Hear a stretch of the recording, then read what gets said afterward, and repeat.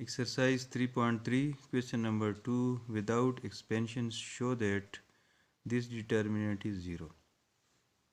अब अगर इस डिटर्मिनेंट को आप देखें तो इस तरह आपने इसको बनाना है कि कुछ रूल्स इस्तेमाल करके, और हमने बताया था कि डिटर्मिनेंट कब ज़ीरो हो सकता है, या तो एक कंप्लीट रो या कॉलम ज़ीरो हो जाए, zero zero zero zero zero हो जाए, और या फिर कंप्लीट रो जो है ना ज़ीरो ज़ीरो ज़ीरो हो जाए, या कॉलम या रो ज़ीरो ज़ीरो हो जाए। दूसरा डिटर्मिनेंट कब ज़ीरो हो सकता है कि दो रोज़ आइडेंटिकल हो जाए या दो कॉलम आइडेंटिकल हो जाए।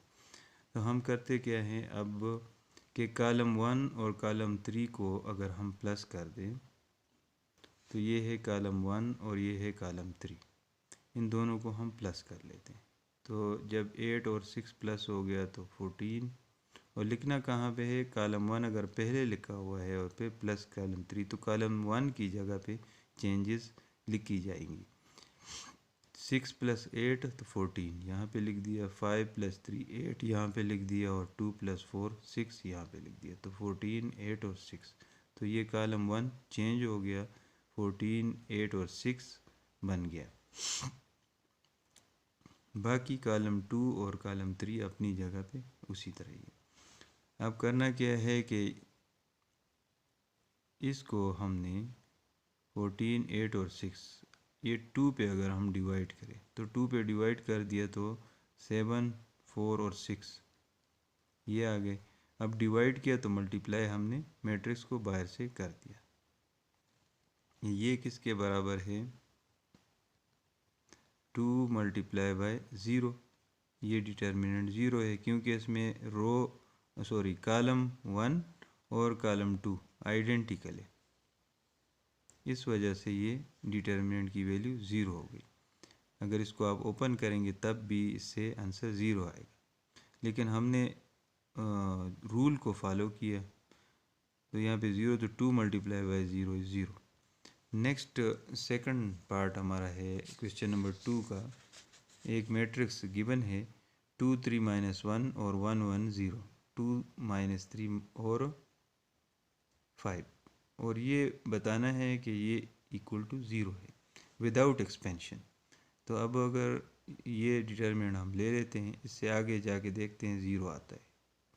अगर 0 आ गया तो राइट हैंड साइड इससे प्रूव हो गया कि राइट हैंड साइड भी 0 है, और इस डिटर्मिनेंट से भी 0 आ गया तो हमारा काम हो गया। अब यही तो प्रूफ करना है कि इस डिटर्मिनेंट को अगर हम ओपन करते हैं तो 0 आता है, लेकिन विदाउट ओपनिंग या विदाउट एक्सपेंशन हमने बताना है।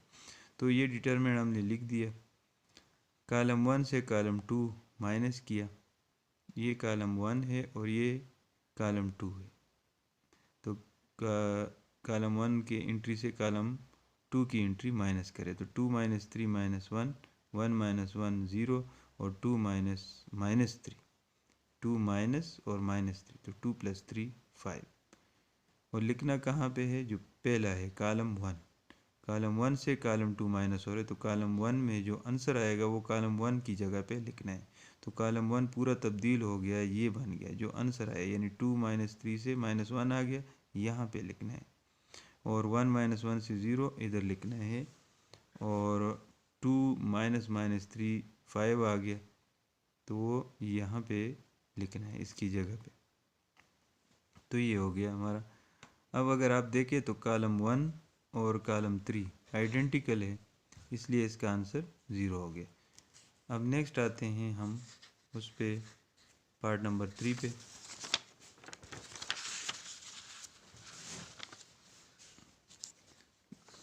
पार्ट 3 में हमें गिवन है कि एक डिटर्मिनेंट गिवन है और हमने विदाउट एक्सपेंशन बताना है कि इसका आंसर 0 है।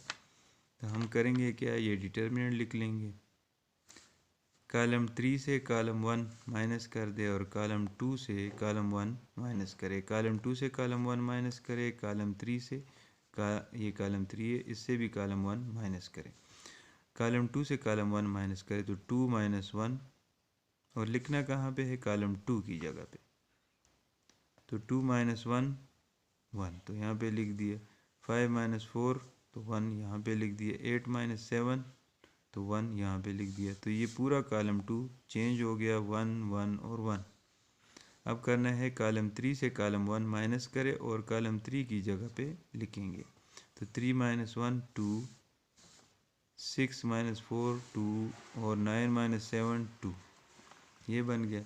अब इस कॉलम 3 से अगर हम 2 कॉमन ले ले, बाहर निकाल दे, तो ये आ गया। तो ये कॉलम और ये कॉलम यानी कॉलम 2 और कॉलम 3 फिर आइडेंटिकल हो जाते हैं। तो अकॉर्डिंग टू रूल इसका आंसर 0 हो जाता है। तो 2 मल्टीप्लाई बाय 0, ये पूरा डिटर्मिनेंट आंसर दे रहा है 0, क्योंकि दो कॉलम आइडेंटिकल हो गए हैं। तो 2 इंटू 0 इज़ 0। तो इस तरह इस पार्ट को भी हमने प्रूफ कर लिया। Thank you.